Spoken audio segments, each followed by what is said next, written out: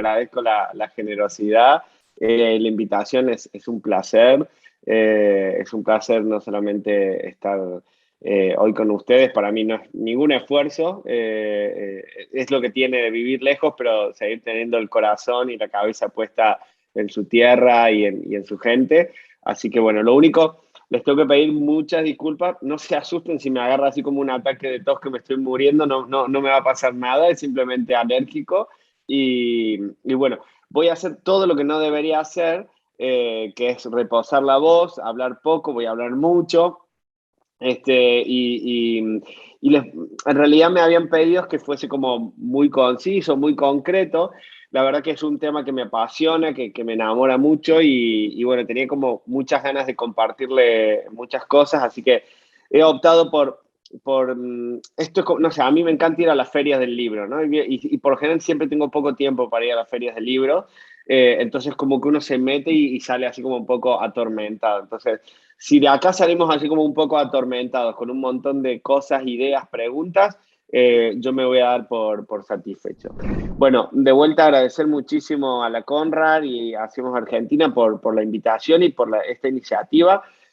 La verdad yo siempre digo que en este contexto tan caótico, que todavía haya gente que tenga ganas de capacitarse y aprender y buscar soluciones, es como encontrar oro en polvo, ¿no? Y para mí es un honor que me regalen este ratito de poder compartir con ustedes. Lo voy a hacer cuando María me convocó y me propuso el tema. Bueno, justo se dio que yo estaba trabajando y de hecho es un programa en el que estoy metido ahora, aquí en la Universidad de Málaga, en España, que es un programa para adultos mayores, que se llama Aula Mayores, y es un curso que impartimos sobre comunicación positiva y felicidad y bienestar, inspirado en ese hermoso cuento de Cortázar, historias de cronopios y de fama, ¿no? Yo de alguna manera me autodefino un poco un cronopio, ¿no? Eso, lo que pasa es que ahora esto de los bichos verdes tiene mala fama, pero antes la verdad que venía muy bien. Entonces me voy a salir un poco del margen, voy a ser un poco ortodoxo, ¿sí? Voy a intentar ser políticamente incorrecto, pero sin ofender a nadie, lógicamente, en la confianza que seguramente me van a regalar para compartir en este rato, ¿sí? Eh, bueno, también a modo de prefacio, me encanta este disco de León Gieco, pero más me gustan estas tres palabras mágicas, ¿no? Me acuerdo yo tengo una nena de 5 años y lo típico cuando uno le enseña a los chicos las palabras mágicas y un día me contestó, abracadabra, papá. Digo, no era esa, era por favor, perdón y gracias. Eh, lo primero es, las voy a cambiar el orden, ¿no? Pero no sé a ustedes, yo me imagino que aquí hay gente muy formada, con mucha experiencia, con muchas cosas para compartir. A mí cada vez que me convocan a espacios como este y encima te presentan como experto, me da como un poco de estupor, ¿no? Sobre todo en los contextos actuales, no sé, porque está todo tan cambiante, está todo tan patas para arriba que la verdad que intentar dar certezas en un contexto actual, ante todo a mí me da cierto desafío. Pero sobre todo lo hago y lo digo, y aquí viene el por favor, a partir de este libro que cuando lo conocí, cuando me topé con él, de Humberto Maturana, que lamentablemente lo perdimos, un gran científico latinoamericano, él es en realidad biólogo, bueno, era biólogo, un biólogo chileno, devenido en pedagogo, y tiene en este libro, que se llama, muy bonito, El sentido de lo humano, tiene un poema que se llama La plegaria del estudiante, ¿no? Nunca me gustó la palabra alumno, me parece, aunque etimológicamente no significa sin luz, pero la verdad que proyecta esa idea. En este poema, Maturana dice: ¿por qué me impones lo que sabes si quiero yo aprender lo desconocido y ser fuente de mi propio descubrimiento? El mundo de la verdad es mi tragedia, tu sabiduría mi negación, tu conquista mi ausencia, tu hacer mi destrucción. La verdad seca mi boca, apaga mi pensamiento y niega mi poesía. Me hace antes de ser. Mm, Aquellos que estamos en educación y amamos la educación y creemos que es el principal vector de transformación social, tenemos que pensar nuestro rol en la educación, ¿no? Y buscar ese sentido de lo humano y esa necesidad del hacer antes del ser, ¿no? Entonces, de vuelta, voy a compartir una visión, una perspectiva, algunas ideas que por favor no las tomen como certezas, no las tomen como verdades, son simplemente mis puntos de vista, mis experiencias y seguramente mis sesgos y mis recortes, ¿no? Mm, yo les comentaba que en estos años, bueno, me imagino que les habrá pasado a todos, los que también nos dedicamos a la investigación social, hemos estado como excesivamente interpelados por la realidad, ¿no? Yo he empezado a hurgar teorías de la comunicación tradicionales que había estudiado en la facultad, me metí a dar clases en la carrera de filosofía, porque digo, bueno, a lo mejor ahí hay alguna de las respuestas que no estoy encontrando.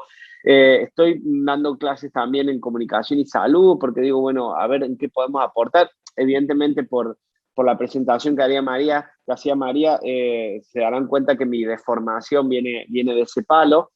Eh, Así que bueno, yo soy un poco de todo eso. Les voy a contar un poco de todo eso. Soy actualmente profesor en materias de comunicación, de teorías de la comunicación, de investigación, de comunicación positiva. Trabajo, como ya les contaba, en el departamento de comunicación audiovisual y quizás el desafío más bonito es el que está en el extremo derecho, que es mi familia, es Belén, es Pili y es India, que ellos son los que más me enseñan y más me interpelan cada día, ¿no? Así que también va a haber seguramente un poquito de eso a los días de hoy. Mm, bueno, no voy a tener lamentablemente la posibilidad de conocerlos a todos, me encantaría, pero al menos yo, como comunicador, me resulta muy difícil separar mi profesión de mi vocación, ¿no? De mi día a día. Esto es como pretender ser médico en un horario determinado, ¿no? Uno es como que es médico siempre, hay cosas que se llevan muy encima. Y además tengo la suerte de trabajar y de vivir de lo que me gusta, de lo que me he formado. Siempre decimos con Belén que no necesitamos vacaciones, somos cronopios, somos unos bichos raros porque realmente no necesitamos descansar porque disfrutamos, tenemos la suerte de disfrutar de lo que hacemos en el día a día, ¿no? Pero también es comunicadora, además trabaja temas de sostenibilidad, así que imagínense lo desafiante que es tener una persona así de compañera. Así que lo que les voy a presentar también es un poco un entrecruzamiento, ¿no? Buscando una visión holística, integral, analítica, crítica, creativa, ética y también estética de lo que nos está pasando, ¿no? Ya vamos a ver que intentaremos trabajar en tres planos: el plano del contexto, el plano de las organizaciones y el plano de las personas, que es a donde quiero llegar. En el ámbito de la comunicación, a ver, no, vamos a ver por aquí. Eh, las expectativas se reducen con información, ¿no? Y a partir de ahí tomamos decisiones. Eso es un mecanismo natural que tenemos para relacionarnos y desenvolvernos. Bueno, yo no sé si voy a poder cumplir todas sus expectativas, ¿sí? Vamos calibrando ya, pero muchas de las que traen son las que yo también tengo y seguramente que compartimos. Así que espero que al final del ratito de la tarde de hoy las nos podamos haber al menos aproximado a él. Bueno, otro asunto importante en esto que estamos viviendo hoy es esta idea de las verdades, ¿no? Sobre todo, bueno, entiendo que todos ustedes están en política o en el ámbito público, y es toda una cuestión, ¿no? Esto de las verdades. Bueno, eh, la verdad que también la realidad cada día supera a la ficción y cada vez más, ¿no? Eso también eso sí que es una certeza. Entonces, yo también lo que les voy a traer son algunas versiones de lo que yo entiendo que puede ser el liderazgo positivo aplicado a contextos ubicuos, que ya vamos a ver, es un concepto que me gustaría compartir con ustedes, eh, y que sea de utilidad para la gestión pública, para la gestión política, ¿sí? Lo otro que también les quería compartir es una perspectiva desde donde yo estoy enfocando este tipo de análisis. Esta perspectiva que se conoce como biomímesis, no sé si alguien aquí es arquitecto, ingeniero o alguna vez escuchó hablar sobre la biomímesis. Es una disciplina que surgió en Estados Unidos de hace prácticamente unos 20, 25 años y básicamente lo que busca es inspirarse en la sabiduría de la naturaleza para aportar soluciones a los problemas que tenemos, ¿no? Janine Benyus, que es esta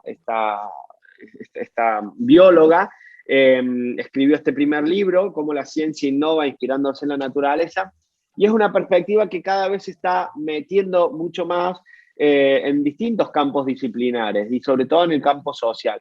Autores como el propio Maturana o otras perspectivas como la ecología de los medios, una visión renovada del funcionalismo para entender las relaciones en las organizaciones, se inscriben un poco en esta lógica, ¿no? Por supuesto que también tienen muchas más aplicaciones a nivel técnico, ¿no? Todo lo que tiene que ver con la arquitectura sostenible, con el diseño bioinspirado, ¿no? Que permite tomar innovaciones de la naturaleza para encontrar soluciones. Bueno, un poco ese es el marco también en el cual yo voy a intentar buscar, proponer este modelo de liderazgo positivo y van a ver que muchas de las metáforas que utilizo tienen que ver con esta lógica. Hace ya bastantes años, en el año 2013, yo estaba en Zaragoza, vivía en Zaragoza, es una ciudad al norte de España, y tuve la oportunidad de conformar un equipo de investigación, esas cosas maravillosas que a uno le regala la vida, que fue armar un equipo de investigación en el que trabajáramos sobre la felicidad, ¿no? Nos pagaban para eso, era una cosa así realmente de otro planeta. Se llamó Felicicon Lab, el producto duró 4 años. Trabajamos básicamente sobre comunicación organizacional, persuasión y felicidad. En ese momento se puso de moda esto de que Bután era el país con el mayor índice de felicidad. Bueno, trabajamos mucho sobre el bienestar emocional, hicimos algunos cursos de verano, incluso llegamos a crear una aplicación de innovación en el que medíamos la felicidad y organizamos también un congreso en el año 2015, fue el primer congreso de comunicación positiva que lo hicimos en Sevilla, ¿no? Producto de esa investigación y de ese proyecto, actualmente en la Universidad de Sevilla, quien fue el líder de ese proyecto, que es José Antonio Muñiz, que es un psicólogo y comunicador, bueno, continúa con esta línea de investigación, se llama PositiveCom, y también muchos de los conceptos y cuestiones que les voy a compartir hoy vienen inspirados o están trabajados a partir de este enfoque, ¿no? Pero bueno, ¿por qué toda esta introducción para pensar los liderazgos positivos en los tiempos ubicuos y aplicados básicamente a la gestión pública, que es un poco, entiendo, lo que están buscando y lo que tanto la Conrad como Hacemos Argentina también están buscando ofrecerles en este programa, ¿no? Bueno, tenemos muy poquito tiempo y cada vez nos queda menos tiempo, así que no nos va a dar para conquistar el mundo, pero intentaremos dejar algunas pinceladas, como les decía, en 3 aspectos. En el aspecto contextual, en el aspecto organizacional y en el aspecto personal. La idea es problematizar algunas de estas cuestiones, trayendo algunas lecturas, algunos autores, algunos debates que hoy están latentes, algunos debates que han vuelto a estar en agenda, ¿sí? En la medida de lo posible, escucharlos, también lo que opinan, por eso me gustaría que me vayan interrumpiendo y si no, dejaremos al final un bloque para poder hacer intercambio y bueno, que se puedan llevar algunas ideas, algunas provocaciones para intentar transformar su pequeña realidad, su pequeño mundo, su proyecto, el trabajo, el rol actual que están ejerciendo, ¿no? Bueno, hasta aquí, ¿alguna pregunta? ¿Alguna duda? ¿Algún comentario? ¿Venimos bien? ¿Voy muy rápido? ¿No? Bueno, seguimos en el tren. En el medio de la pandemia, esta revista, DIRCOM Global, un portal de comunicación en América Latina, me pidió que escribiera un artículo sobre el riesgo sobre la comunicación de crisis, ¿no? Yo vivo en una zona, aquí en Málaga está ubicada muy cerquita del estrecho de Gibraltar, ¿no? Que es la zona más cercana entre África, entre el continente africano y el continente europeo, ¿no?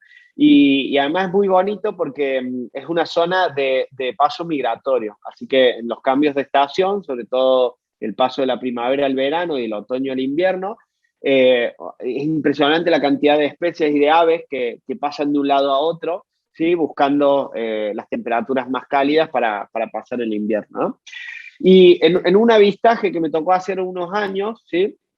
Un etólogo, perdón, que son los especialistas en aves, nos hablaba del sugurúe, ¿no? El sugurúe es un estado, ¿sí?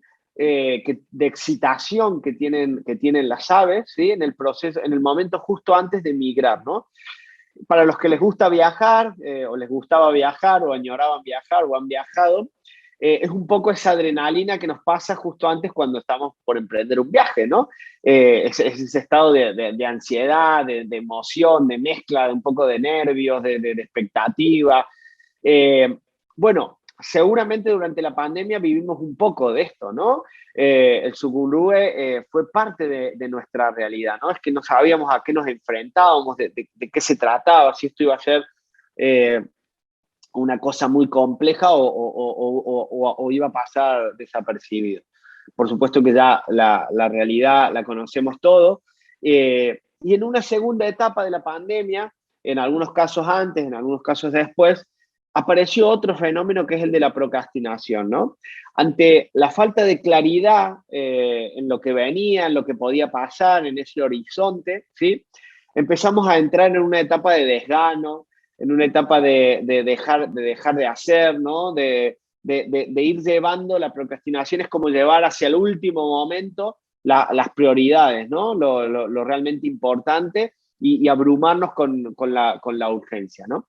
Para mí han sido dos conceptos fundamentales para entender este momento coyuntural de acelere y de quiebre.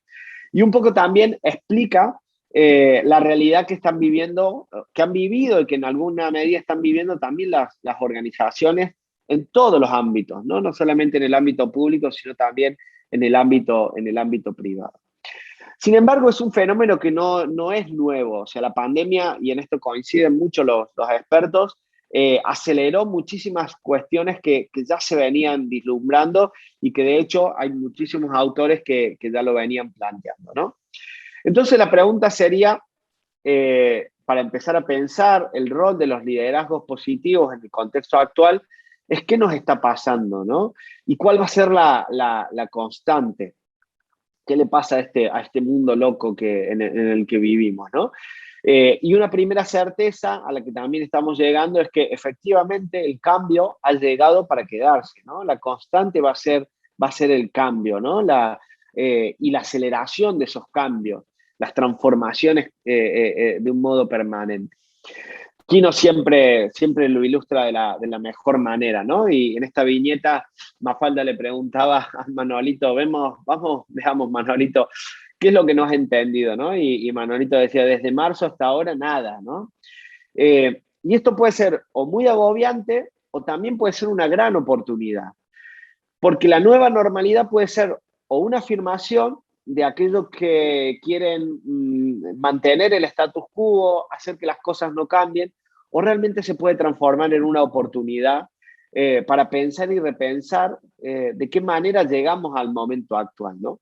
Y sin duda, parte de ese protagonismo y ese rol le corresponde a los líderes, ¿no? Aquellos que tienen la capacidad de incidir en la realidad y de transformarla, de generar ese efecto contagio, de estructurar redes de relaciones que posibiliten sobrellevar de la mejor manera posible ese cambio hacia un propósito común, ¿no? Que son todos temas de los cuales vamos a estar comentando. Evidentemente la crisis como tal, o como la conocíamos, era un acontecimiento aleatorio, no deseado, que afectaba a la totalidad de la organización, ¿no? Era una cosa que aparecía en un momento determinado, ¿no? Claro, en el contexto actual y en los últimos años, este comportamiento es casi cotidiano, ¿no? Entonces, dejamos de pensar la crisis como una excepción y la crisis pasa a ser la constante. La constante en ese cambio, ¿no? La transformación en ese cambio, la inestabilidad. Hay un autor, Carlos Escolari, un rosarino, que actualmente está radicado en Cataluña, eh, que dialoga con otro autor, con un gran sociólogo, Simon Bauman, que lo vamos a comentar más adelante, que él habla de la modernidad líquida, ¿no? Seguramente han sentido hablar de este concepto. La metáfora de la liquidez definía ese paso de la modernidad a la posmodernidad, ¿no? Y esa idea de la fluidez era, bueno, lo que está pasando nunca va a volver a ser como era antes, ¿no? Y Scolari dice, de hecho lo publicó hace un par de semanas en sus redes y armó una linda polémica, decía, bueno, guarda porque del estado líquido estamos pasando al estado gaseoso. No solamente que, no lo, vamos, que lo que vamos a ver pasar no va a volver a ser igual, sino que además está siendo muy difícil contenerlo y delimitarlo y poder gestionarlo, ¿no? Entonces vamos a tener que también aprender a convivir en contextos de estas características, ¿no? Por supuesto que frente a estas realidades podemos asumir dos grandes posturas, ¿no? Dos grandes posturas que además han sido los grandes debates en la historia de la humanidad. Umberto Eco, este epistemólogo italiano, cuando fue la crisis, digamos, de los medios de comunicación, de las industrias culturales, con la aparición de la televisión, dijo, bueno, estarán quienes tengan una visión apocalíptica de los medios de comunicación de masa y digan que se acaba la cultura, que se acaba la ilustración, que se acaba digamos, esa forma de entender la sociedad, y están quienes pensarán en términos de oportunidades, ¿no? Y seguramente esta otra imagen de los medios de comunicación, no solamente de Argentina, sino de todo el mundo, coincidiendo en un mensaje común, trabajando colaborativamente, tiene un poco de eso, ¿no? Aunque después rápidamente se olvidaron de eso y volvieron a su lógica, ¿no? Pero el entendimiento de estos contextos o las características que tienen estos contextos también tiene que ver con esto, ¿no? Ni apocalípticos ni integrados. Vamos a estar como en un estado beta, ¿no? De estar quizás en algunos momentos saltando de un tipo de escenario, de un tipo de valoración y pasando a otras, ¿no? A otros extremos. De hecho, miren, esto fue súper interesante. Fue una charla hace unos meses, una historiadora modernista de aquí de la Universidad de Málaga, en el cierre de una actividad, eh, traía a colación de la pandemia, que era un panfleto, en realidad era el protocolo que se utilizó durante la peste del siglo XVII, ¿no? Y era muy, muy curioso porque el protocolo se basaba en el oro, el fuego y el castigo, ¿sí? O sea, la manera de contrarrestar la peste en aquel momento se basó en esos tres elementos. Que si los transponemos a la realidad actual, al protocolo COVID, ha sido la mayor cantidad de recursos, ¿sí? En muchos casos a veces sin control y sin mucha discrecionalidad. Eh, el fuego como la medida de asepsia, ¿no? Como la necesidad de que si no nos protegemos y no protegemos a los nuestros y no tomamos distancia social, etcétera, etcétera, es imposible evitarlo. Y el castigo para aquel que no lo cumpla, ¿no? Entonces, ¿por qué lo traigo a colación? Porque muchas veces estas idas y vueltas en los contextos, estas nuevas oportunidades, a veces nos hacen revivir fórmulas que no necesariamente tengan que ser novedosas o innovadoras. También estamos como muchas veces tentados a pensar que lo nuevo es lo que necesitamos, ¿no? Y esta visión de la biomímesis que se inspira en la naturaleza tiene un poco de eso, ¿no? De mirar, de hacer una apertura de miras y mirar al contexto más próximo que tenemos, que es la propia naturaleza, y ver esa sabiduría que además tiene 3.8 billones de años de adaptación y de cambio, ¿no? También pensando estos contextos, bueno, evidentemente la primera ola, que es la del COVID, la inmediata, tiene por detrás dos olas muy grandes que van a requerir de mucho trabajo, ¿no? La recesión económica o la transformación de las matrices productivas que ya se está viviendo y que va a generar un desacelere en la economía y a nivel político, a nivel mundial. Este es un proceso en el que estamos entrando apenas. Y el cambio climático que está ahí, que parecía que se había suspendido, que hace 2 años atrás era la gran agenda y la gran preocupación. Con el COVID la aparcamos un poquito y ahora de vuelta se pone en agenda porque nunca dejó de estar en agenda, ¿no? Y entonces volvemos a la misma pregunta que planteamos al principio. ¿Qué nos está pasando? ¿Qué está pasando con los liderazgos? ¿Sí? No sé si se han escuchado hablar de Yuval Noah Harari, este historiador israelí, autor de esta trilogía que se ha hecho muy famosa, en el que analiza, digamos, de manera global los dilemas, quizás un tanto apocalíptico, los dilemas que nos enfrentamos como sociedad. Esta es una entrevista, bueno, este libro, 21 lecciones para el siglo XXI, la verdad que es muy interesante, se los recomiendo como, digamos, una síntesis de algunos de estos elementos contextuales que estábamos compartiendo. Pero si me permiten, les pongo unos minutos de esta entrevista que le hacían durante la pandemia, en la que él se refería particularmente a los líderes, que es el tema en el que quiero entrar ya desde. No solo estamos cometiendo errores las naciones, también hay un gran error por los fallos de las estructuras internacionales. Están fallando claramente. Están fallando, no tenemos líderes, están viniéndose abajo todas las grandes estructuras. Yeah, I think I'm afraid that we are seeing a global lack of leadership. You know, in previous crises like the Ebola in 2014 or the financial crisis of 2008, the United States served as a global leader quite effectively. Now, in the recent years, the current US administration has abdicated, resigned from the job of global leader, made it very clear to everybody the US no longer has any friends, it has only interests, it cares only about itself, America first. Nobody would like to follow a leader whose motto is me first. I hope that we will now see the emergence of a global collective leadership. It's dangerous to rely on just one country.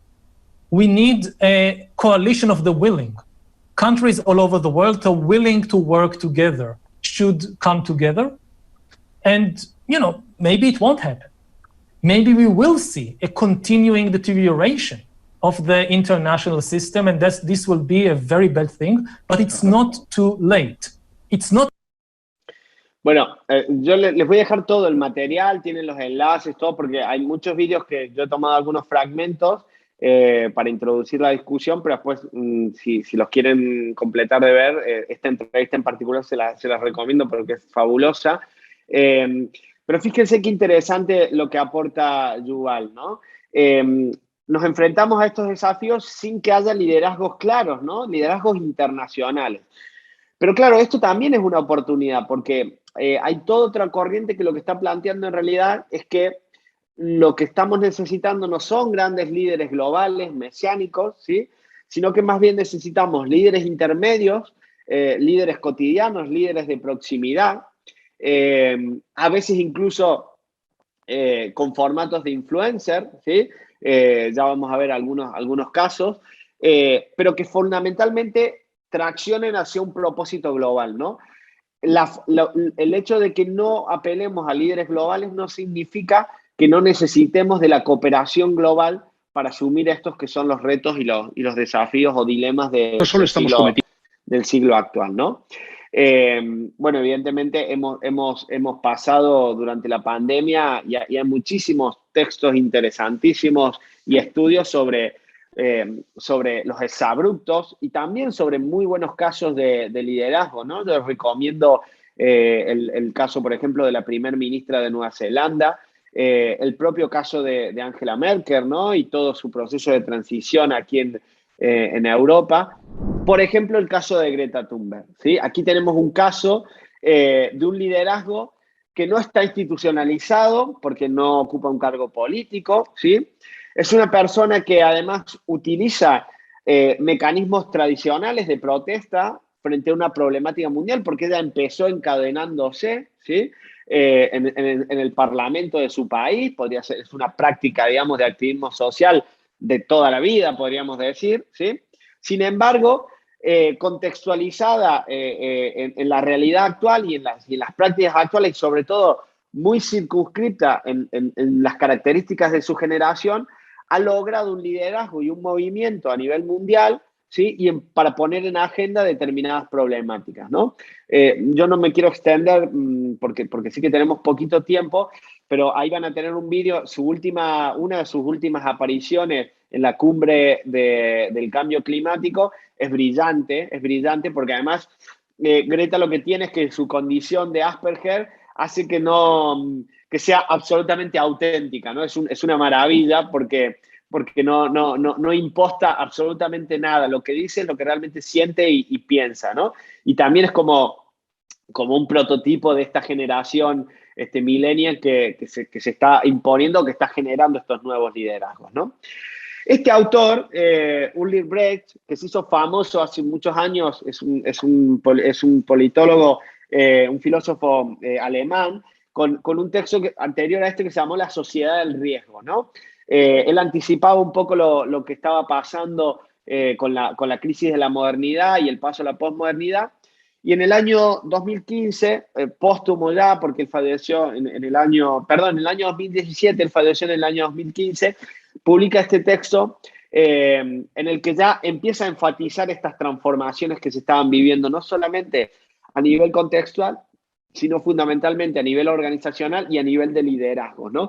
Es un libro muy, muy interesante para también pensar, y para pensar las transformaciones en clave metafórica, ¿no? En esta metáfora de la metamorfosis, ¿no? De esta transformación hacia otra cosa, en la que no se pierde nada, sino que realmente hay un reacomodo, por así podríamos decir, de las lógicas, de las fuerzas y de las tensiones, ¿no?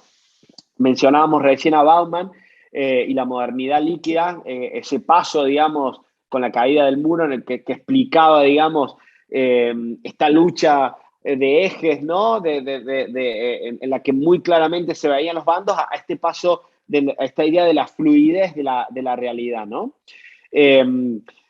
Otros autores que también se han puesto pata para arriba, bueno, seguramente lo han sentido nombrar, Edgar Morin, el padre del pensamiento complejo. Él mismo reedita uno de sus textos, de sus últimos textos clásicos durante la pandemia, que es este texto, Cambiemos de Vía. Y es muy interesante porque él plantea lecciones, desafíos, ¿sí?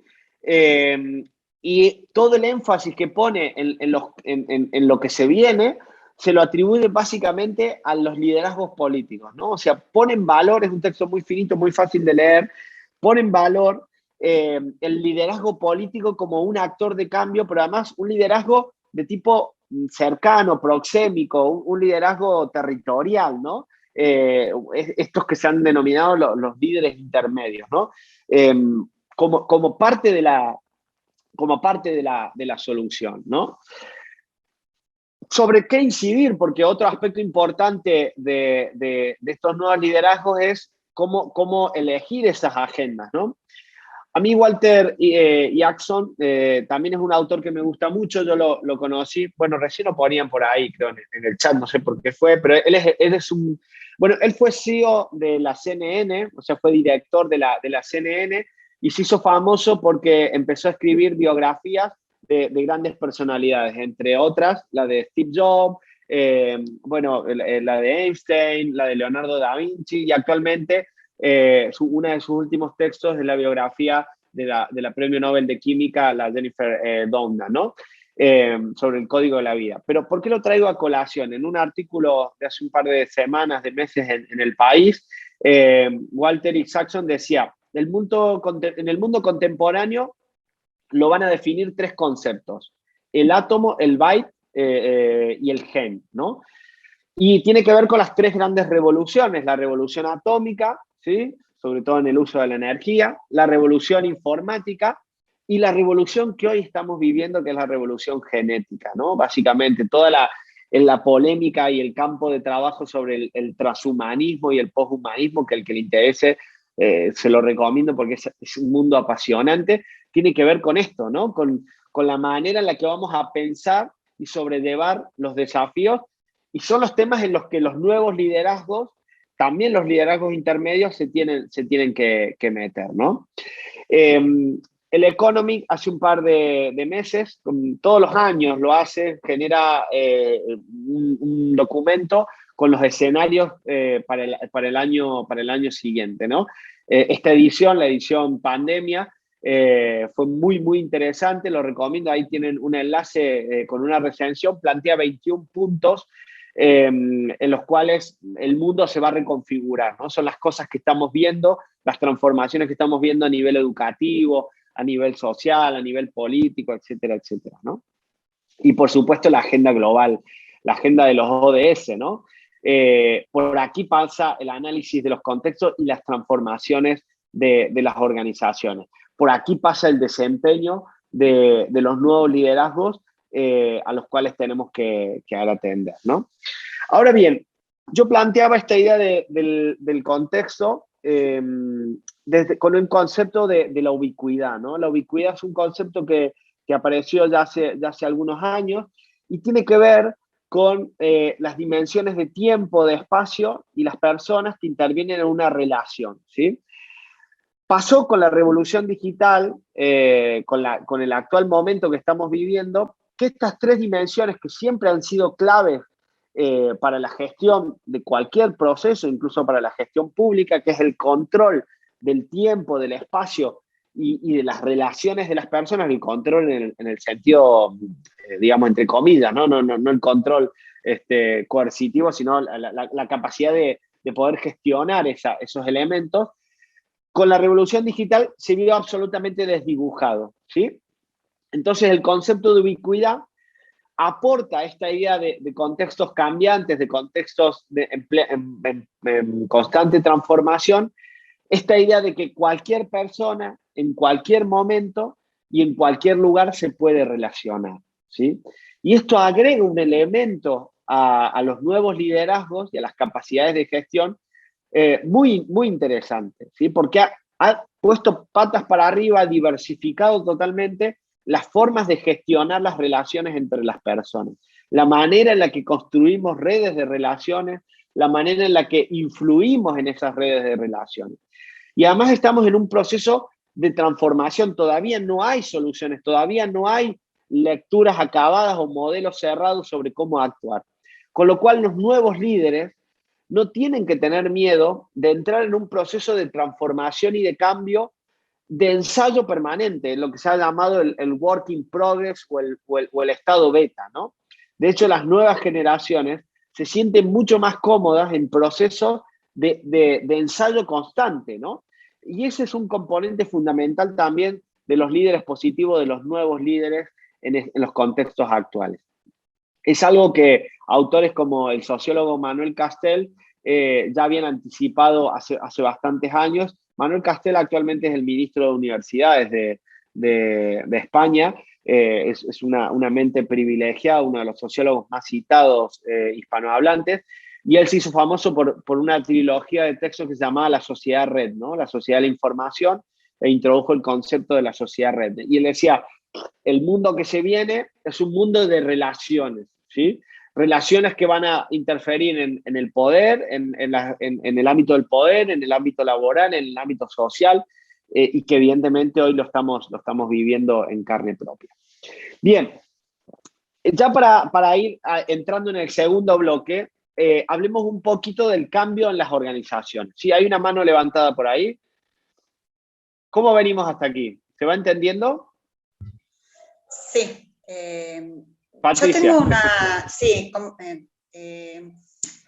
en este pasaje de estado del líquido al gaseoso, yo me quedé en el gaseoso porque es lo que siento en mi vida cotidiana, ¿no? Un estado gaseoso donde es difícil contener el tiempo y gestionar, porque en la marcha uno se va encontrando, por más que sea una persona que siempre estoy buscando alternativas de solución, que soy flexible, pero la dimensión, es decir, cuando vos hablabas de lo gaseoso, yo me imaginaba una botella de una gaseosa común que se agita a veces y uno la abre y empieza una explosión de líquido que sale por todos lados y a veces la vida se torna así, y gestionar, planificar, cuando hay tanta diversidad, cuando hay tanta eclosión de ideas y de tensiones, se hace difícil mantener la calma en el pensamiento para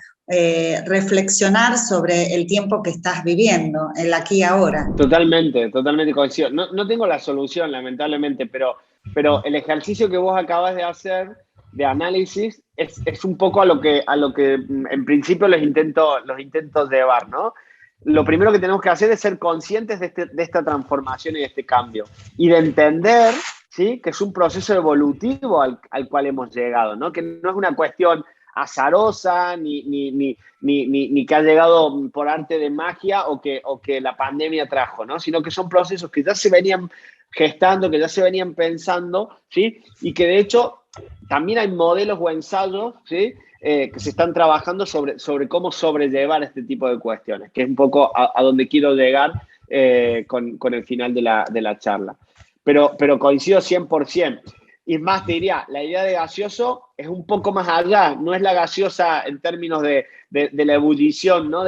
Que pueda generar el batir una soda o una Coca-Cola, sino es el estado gaseoso en sí mismo, ¿no? Y lo que implica no poder limitarlo, no poder restringirlo, no poder manipularlo o la complejidad que implica manipularlo.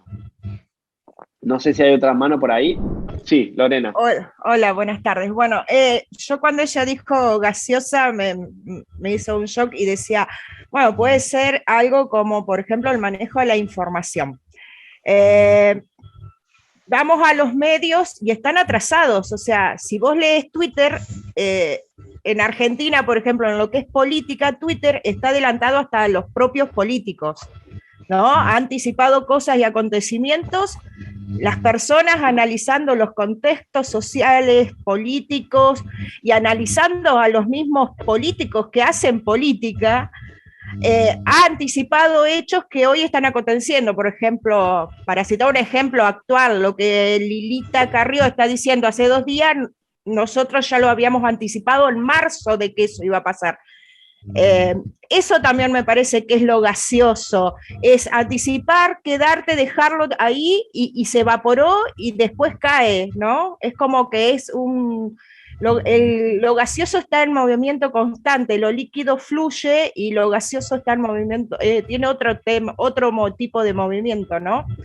Totalmente. Esto que vos mencionas, me encanta y te agradezco el ejemplo y la metáfora. En gestión de comunicación lo hemos vivido, ¿no? Porque hemos pasado de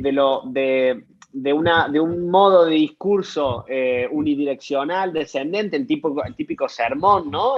O en el ámbito político, el típico discurso, a un estado de lo que se llama la conversación, en la cual la característica de la conversación es que se pierde absolutamente el control. De hecho, hay un autor, un semiólogo que se llama Bakhtin, que le habla de la construcción de la semiosis social, ¿no? Que es esta red de resignificaciones que vamos generando. Claro, él la planteó hace 30, 40 años atrás y no se imaginaba, por ejemplo, el efecto del meme, ¿no? Esta posibilidad que hoy la tecnología nos permite de no ser consumidores, sino ser prosumidores.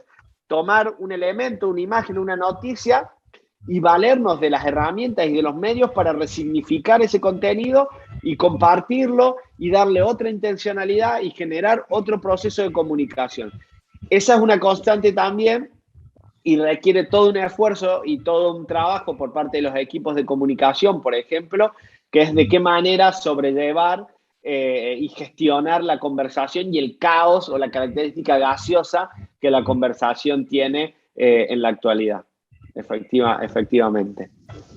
Bueno, seguimos un poquito y hablamos de las organizaciones, porque también se están dando cambios muy profundos a nivel de las organizaciones.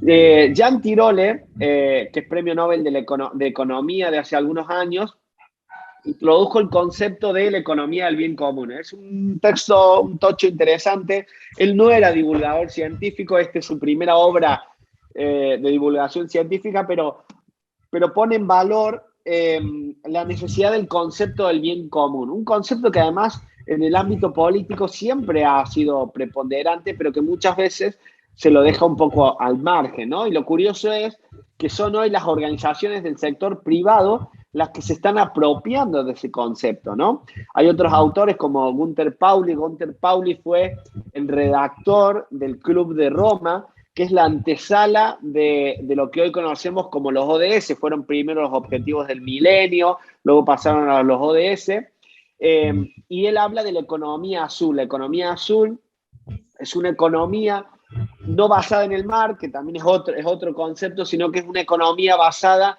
en un proceso de circularidad, en el que no hay desechos, ¿sí? Sino que hay una integración ecosistémica en todos los procesos. Este tipo de modelos cada vez están permeando más en las organizaciones. Yo les recomiendo mucho a los que están trabajando en la gestión de proyectos este libro maravilloso de Mariana Mazzucato. Si no lo han leído, Mazzucato es una economista inglesa, se llama Misión Economía, se lee muy, muy rápido y es muy práctico. Y ella lo que hace es una analogía entre lo que fue la misión Apolo 11, la misión a la Luna, y todo lo que implicó el trabajo colaborativo entre el Estado, la sociedad civil, el apoyo de la sociedad civil en su momento y el sector privado, ¿no? Y es una revolución en la gestión colaborativa y en la manera de entender las organizaciones públicas privadas orientadas hacia el bien común. Y son parte de las transformaciones que se están viviendo y que cada vez más se ponen en evidencia, ¿no? Es muy común ya que los principales medios a nivel internacional empiecen a marcar este punto de inflexión, este cambio en el capitalismo. Hay todo, incluso una corriente, en Argentina es muy fuerte, se lo conoce como empresas B o empresas de triple impacto, en el cual no solamente el impacto en los negocios, sino que el impacto social y el impacto ambiental pasan a ser parte de ese propósito organizacional, ¿no? Hay una evolución de la misión y la visión organizacional a un propósito organizacional que es mucho más amplio y mucho más integral, ¿no? Lamentablemente en el sector público todavía estamos llegando con cierto delay a este tipo de cuestiones y es el sector privado el que se está apropiando mucho más de este tipo de diseños y de transformaciones de los ADN de las organizaciones. Esta es una empresa, ¿cómo está? No, bueno, sí lo vemos, porque me encanta. Scarum es una empresa chilena, fíjense, es una empresa que vende lentes, pero que tiene un proyecto basado en economía circular y es una empresa modelo de triple impacto. Y sobre todo trabaja los liderazgos intermedios.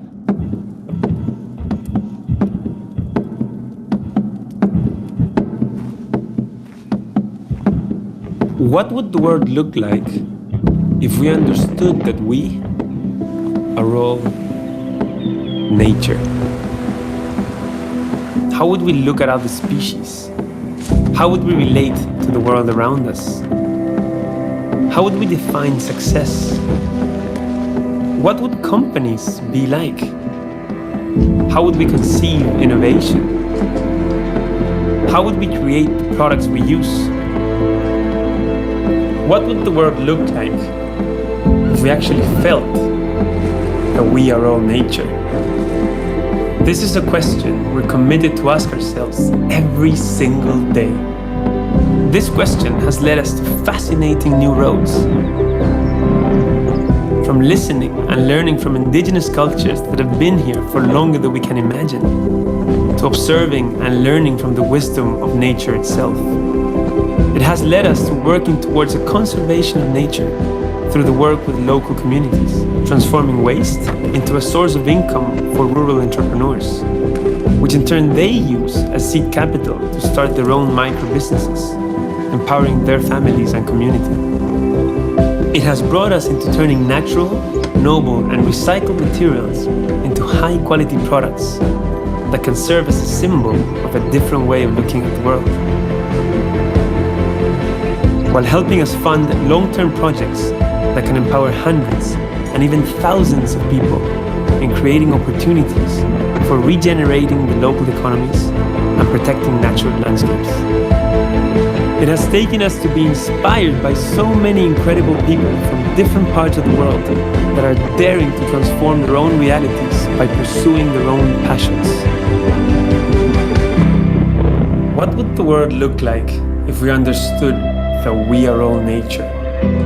We don't have an answer, we just have a question. A question we believe is a question we should all be asking each other. What would happen if every person in the world reflected on that question every single day?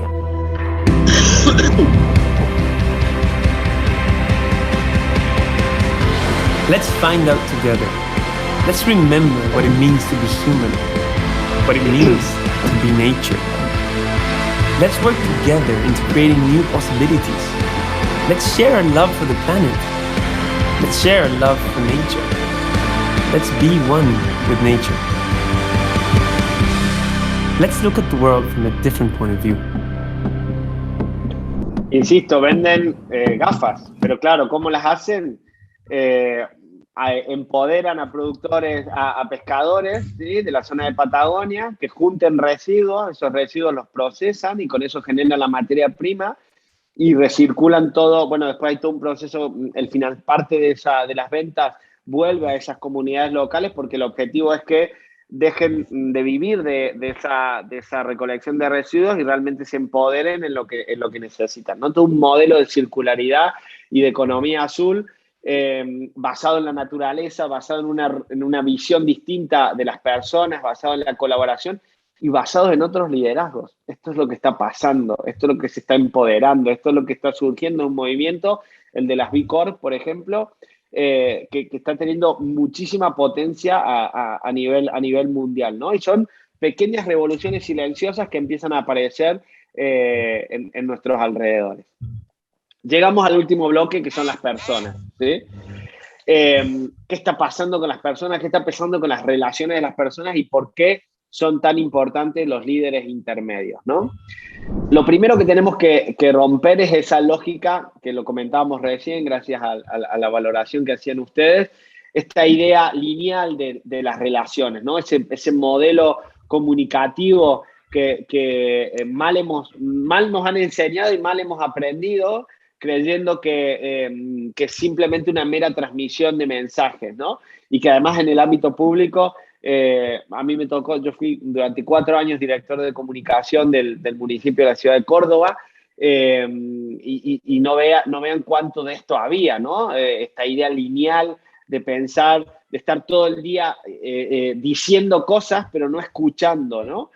Hay un informe muy interesante que hizo Mario Riorda, que dirigió Mario Riorda, financiado por el BID, sobre el uso de las redes sociales de los líderes políticos en Latinoamérica. Y fue muy curioso porque el estudio no era nada sofisticado, simplemente analizaron las cuentas de Twitter de los alcaldes de las principales ciudades del mundo, de América Latina y vieron la cantidad de veces que usaban los signos de pregunta, de interrogación, para identificar el grado de participación que se estaba dando en esa conversación, ¿no? Y pasamos a esto que comentaban recién, ¿no? Se anticipaban ustedes mismos. Estamos pasando de la idea del sermón en las relaciones al discurso antagónico, que también muchas veces creemos que esa es la tendencia, y en realidad la sociedad se está inscribiendo en esto, ¿no? En esta idea del diálogo, ¿sí? Esta red de relaciones, pero incluso en un diálogo incluso más complejo en términos de conversación, en el que la característica básicamente es que se pierde absolutamente el control de la intencionalidad. Pasamos de presenciar, esta es una imagen que se puso muy famosa, se hizo muy famosa, es la Plaza San Pedro, la elección del Papa Ratzinger, ¿no? En ese momento, en el año 2005, la idea era presenciar el acontecimiento, esta idea de el control del tiempo y del espacio y de las relaciones, ¿no? Luego la tecnología, la elección del Papa Francisco, hizo que no solamente fuese importante presencial, sino que las relaciones se basaran en testimoniar, en poder registrar y compartir con otros. Y aquí esta idea de diálogo y de conversación y de infinitud, digamos, en la construcción del significado, empieza a cobrar más fuerza, ¿no? Y da un golpe muy fuerte. Esta es una imagen de la campaña, de la primera campaña de Trump contra Hillary Clinton, en el que aparece el llamado fenómeno de la selfie, ¿no? ¿Por qué? Porque no solamente tenía que presenciar, sino que además testimoniar, sino que cambiaba el eje del protagonismo, ¿sí? En este fenómeno, en el año 2017, donde se acentúa particularmente, el protagonismo pasa a ser en esos líderes intermedios. Yo empiezo a ponerme de vuelta en el foco y el resto, los acontecimientos, los grandes líderes, la realidad pasa a ser la escenografía en la cual yo me siento parte, ¿no? Es muy interesante la metáfora de la selfie para entender esta transformación que estamos viviendo. Por supuesto, unos protagonismos que además se ven exacerbados con líderes positivos emergentes, ¿no? Como el caso de los nuevos feminismos o del feminismo. Y también a veces nos pasamos de mambo, ¿no? Eso también hay que reconocerlo. Durante la pandemia, situaciones como esta, o incluso esta, ¿sí? que ya parecen parte de la anécdota, ¿no? Esto que fue realmente un asalto a la democracia, a ese templo de la democracia que es el Capitolio. Bueno, pero también es un diagnóstico del fenómeno actual, ¿no? De las reacciones que estamos viviendo frente a estos contextos, estos cambios de organizaciones, esta crisis de los grandes liderazgos y esta aparición de los liderazgos intermedios. En definitiva, estamos frente a una tensión de procesos racionales y de una exacerbación de procesos subjetivos, personales, en el cual se impacta de manera muy fuerte las relaciones, los procesos de comunicación, las relaciones con la tecnología y sin duda también la política. Fenómeno, ¿cuáles son las consecuencias que estamos viviendo de esta transformación? Bueno, la llamada, por ejemplo, posverdad, ¿sí? Esto que se ha puesto muy de moda, que es que ante los hechos objetivos y fácticos, la realidad tradicional, ¿sí? Influyen mucho más las emociones y los pensamientos personales al momento de fijar una posición. ¿Por qué? Porque dejamos de ser consumidores pasivos y pasamos a ser prosumidores. Pasamos a ser creadores de nuestro propio contenido e influenciadores de nuestro... Hay unos autores que se llama... es Nicolás Christakis y Jan Flauder, que hablan de la teoría del mundo pequeño, ¿no? Cada uno empieza a construir a partir de la tecnología su mundo pequeño, ¿no?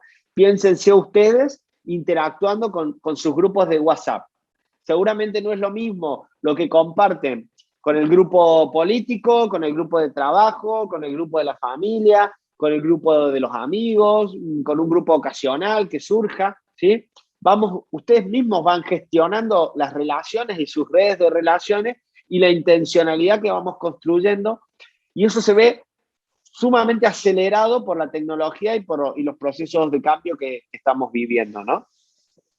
Hace unos meses fue noticia esta situación.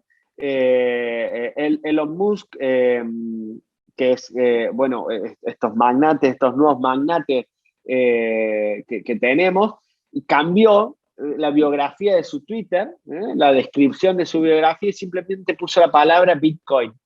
Hizo que de manera casi instantánea creciese la valoración y la cotización de esta criptomoneda de una manera aritmética, ¿no? Una cosa escandalosa, ¿no?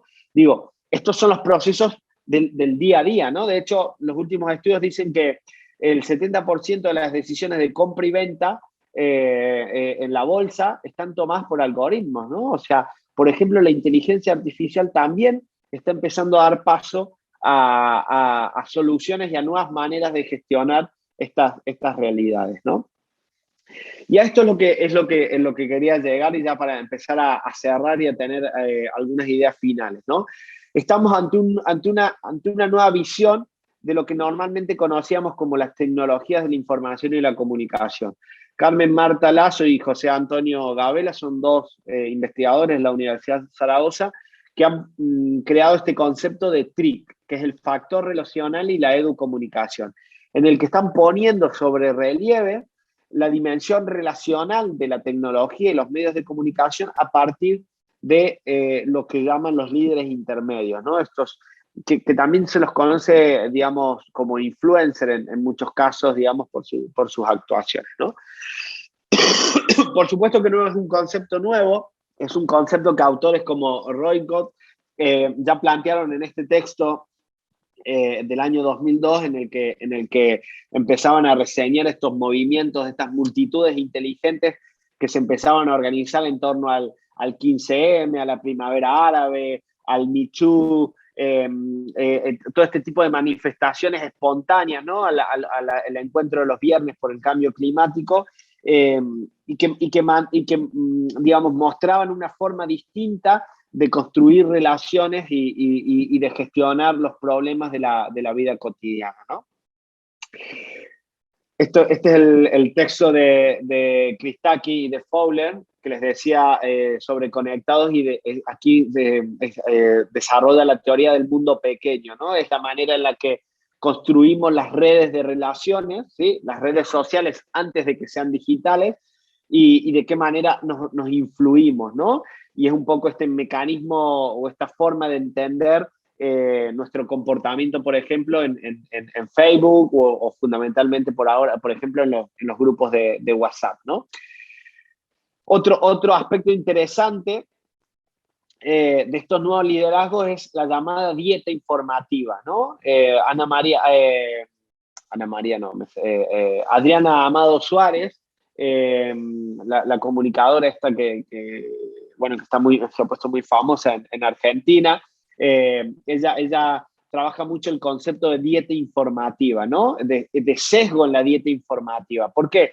Porque una característica de los nuevos liderazgos intermedios relacionales es tener que lidiar con este sesgo informativo, ¿no? Aparentemente el consumo de las redes sociales, el imbuirse en esta conversación, hace que de alguna manera alimentemos la lógica del algoritmo y vayamos reduciendo nuestras fuentes informativas, y esto haga que, por ejemplo, se produzcan estas exacerbaciones ideológicas y estos enfrentamientos que en Argentina hemos bautizado como la grieta, ¿no? Y que parece que se vuelven intransigentes, ¿no? Quien está de un lado y quien está del otro no tiene capacidad de escucha, no tiene capacidad de diálogo, no tiene capacidad de generar nuevos consensos o de generar puentes frente a esa grieta. Parte del diagnóstico de esa situación tiene que ver con la necesidad de que estos líderes intermedios favorezcan una dieta informativa mucho más variada, ¿sí?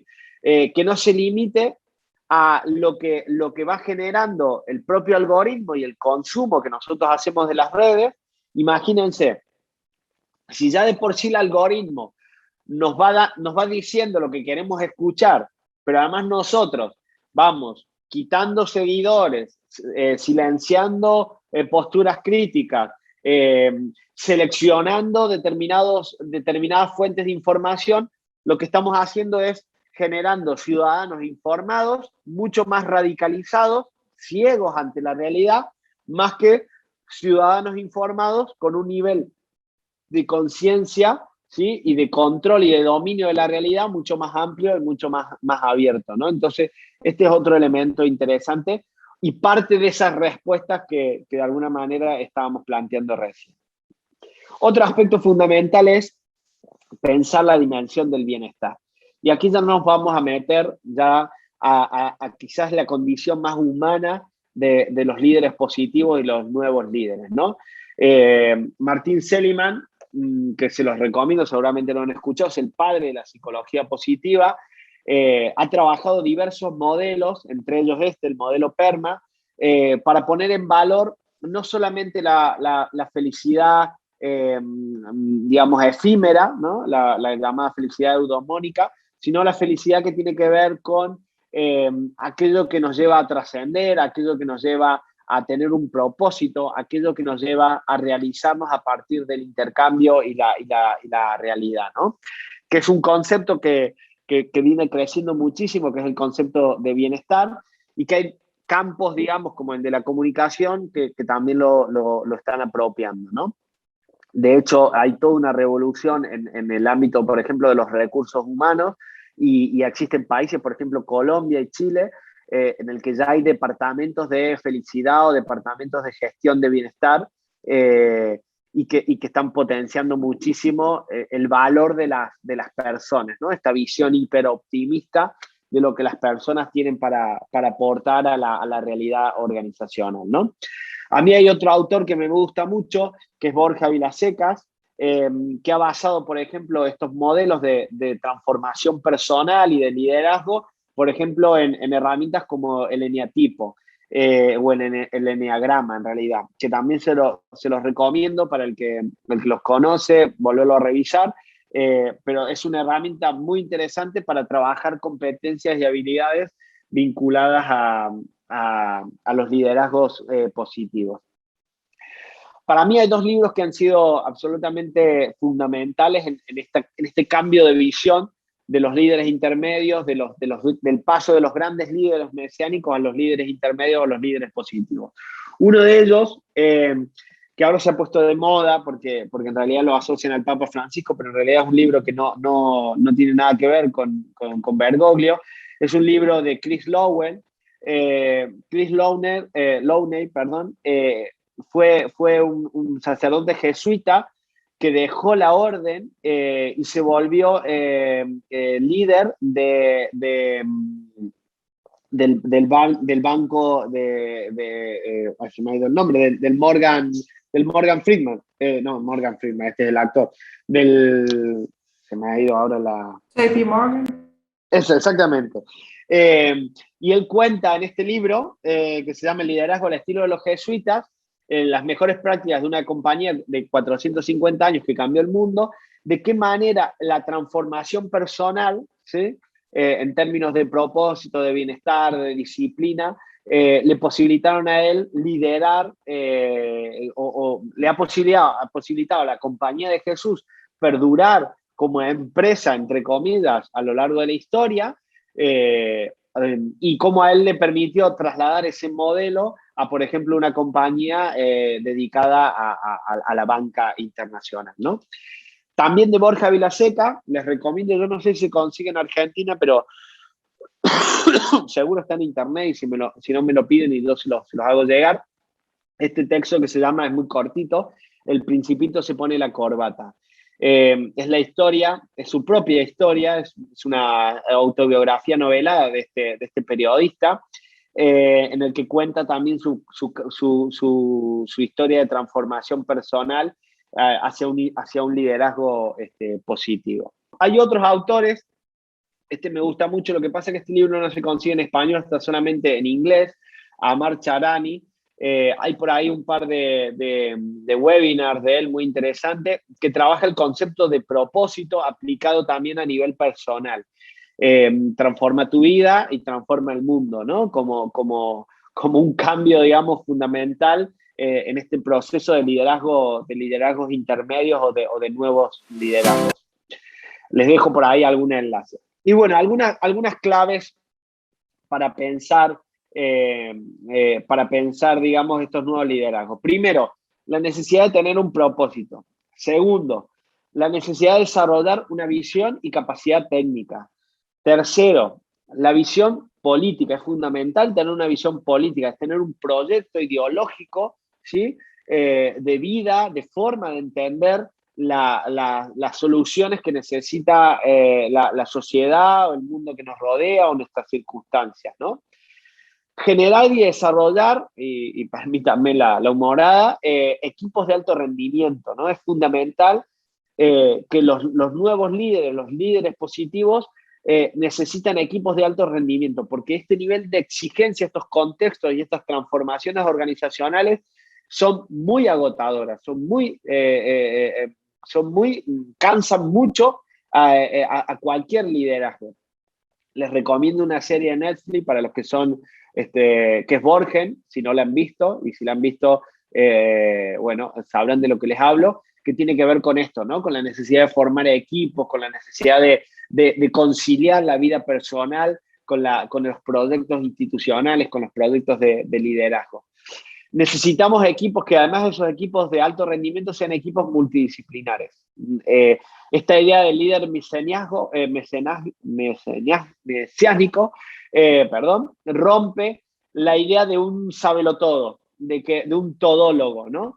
Necesitamos equipos en los que podamos desarrollar distintas capacidades para enfrentar la realidad actual. Necesitamos diseñar modelos organizacionales de características reticulares, no romper esa idea del organigrama jerárquico, y hay que imitar mucho más. La metáfora de la hoja es maravillosa para entender las redes, las relaciones, la estructura morfológica de las plantas básicamente es reticular. ¿Por qué? Porque tiene una capacidad de resistencia, porque tiene muchos más puntos de apoyo y puntos nodales que un modelo centrado, digamos, en un único punto, en un único liderazgo o en pequeños grupos de liderazgo, ¿no? Y en este sentido hay que aprender mucho más de los modelos del sur, ¿no? A nivel geopolítico hay modelos de empoderamiento y casos de éxito muy interesantes en nuestra propia región en el mundo, ¿no? Es muy bonito ese mapa que muestra cómo los liderazgos mundiales están desarrollando distintos modelos en este sentido. Bueno, es una vocación full life, no es ni part-time ni full-time. Al que se meta en esto es full life, porque bueno, se lleva adentro y ya ven todo lo que implica. Hay también diseños metodológicos muy interesantes. El Design Thinking, para el que no lo conoce y el que quiera profundizar en la formación, es un modelo maravilloso. Es un modelo que se creó hace 10 años en Estados Unidos. Uno de sus promotores es Tim Brown. Este libro se consigue en inglés, en castellano también se llama Diseñar el Cambio, cómo el Design Thinking puede transformar las organizaciones e inspirar la innovación. Es básicamente un modelo basado en la empatía y en la resiliencia ante los problemas y las dificultades, y tiene un montón de herramientas para el liderazgo positivo. Pero fundamentalmente el líder positivo es necesariamente una persona humanamente interesante, ¿no? Es una persona con preocupaciones, con intereses, con ganas de conocer realidades, con ganas de experimentar, ¿no? Hay un paso en la política del storytelling, que es esto de querer construir a partir de la historia hacia el story doing, ¿no? Que es construir a partir del hacer, ¿no? El líder intermedio, el líder positivo, es básicamente un líder hacedor, más que un líder comunicador o un líder que promete o un líder que cuenta, ¿no? No alcanza con ser un buen orador, con ser un buen cuentacuentos, ¿no? Que ha sido, de hecho, una estrategia muy interesante. Hay muchos autores que han trabajado, el propio Mario Riorda, sobre la idea del relato, ¿no? En el ámbito político. Bueno, los nuevos liderazgos, los líderes positivos, los líderes intermedios, básicamente trabajan la idea del story doing, ¿no? Del contar, del experimentar constantemente, ¿no? Bueno, y llegamos al fin. Me he excedido 2 minutos y no han hablado nada, así que he hecho muy mal mi trabajo. Les dejo 2 últimas ideas. Muchas veces pensamos que está todo mal, que está todo fatal, que evidentemente hay cosas que necesitan cambio, y somos los primeros en plantear esa situación, ¿no? El problema es que quién está dispuesto a salir de la zona de confort, quién está dispuesto a cambiar su pequeño mundo, ¿no? A empezar por uno mismo, a aportar ese primer granito de arena, esa primera gota, ese primer fueguito, como decía Galeano, ¿no? A mí me gusta mucho la metáfora de la gaviota. La gaviota es como la rata de los pájaros, ¿no? Es un animal carroñero, vago. Sin embargo, hay un autor, el autor de Juan Salvador Gaviota, que cuenta la historia de esa gaviota que se sabía distinta, ¿no?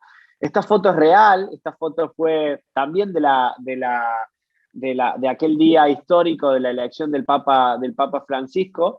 Esta gaviota, justo en el momento preciso en el que todos los ojos del mundo estaban mirando esa chimenea, esperando que saliera fumata blanca o fumata negra, en vez de estar en el puerto comiendo, ella decidió volar y pararse en el momento justo, en el instante preciso, ¿no? Y Richard Bach, este autor de Juan Salvador Gaviota, dice: hay quien obedece sus propias reglas porque se sabe lo cierto, quien experimenta un especial placer en hacer algo bien, quien adivina algo más que lo que sus ojos ven, quien prefiere volar a comprar y comer. Tenemos que romper esa cultura del no se puede, tenemos que perseverar en aquellos objetivos que nos planteamos, en aquellas metas, en aquellos propósitos que tenemos que emprender esa revolución personal, de reconocer lo que nos está pasando, de profundizar en el desarrollo de nuestras competencias. Este curso que están haciendo, estas instancias de formación son fundamentales para esa revolución personal, y sin duda animarse a transformar nuestro mundo pequeño, nuestro ámbito de influencia más cercano, ¿no? Pero ¿saben qué? No me crean absolutamente nada de todo lo que les dije. Hagan, por favor, su propia experiencia. Creen su propia aventura. Muchísimas gracias. Mesa, creo que nos dejaste la cabeza quemada a todos. Nos introdujiste a muchísimos conceptos nuevos, nos dejaste bibliografía para seguir profundizando, así que te agradecemos un montón también por el tiempo que invertiste en armar esa hermosa clase. En el chat hubo muchos agradecimientos, así que me parece que gustó. Y de todo lo que dijiste es muy difícil resaltar algo, ¿no? Porque fueron tantos los conceptos, pero creo que si podemos dejar un mensaje a los participantes es justamente ese: no tener miedo al cambio y a la transformación continua, sino lo que se viene es un cambio no solo generacional, sino también de paradigma, y puede ser para bien si sabemos usar bien las herramientas que nos señalaste. Así que muchísimas gracias por tu participación. Gracias, Carmen, brillante tu síntesis, le agradezco a todos, perdón haberme extendido en el tiempo y haberlos abrumado, pero bueno, ya se los dije, si salían abrumados y provocados es porque al menos en mi egoísta objetivo se daba por cumplido. Seguramente Mariano me va a invitar más porque no he hecho caso en nada, y Carmen tampoco, pero bueno, quedamos en contacto, a disposición para lo que necesiten, tanto la Fundación como con Conrad también, y con cada uno de ustedes en lo que pueda ayudar, amplificar. Por supuesto, les voy a dejar las presentaciones de ustedes para que puedan profundizar y bueno, también quizás volver a releer algunas cuestiones que no me he dado tiempo y las he pasado como muy rápido. Mil disculpas en ese sentido.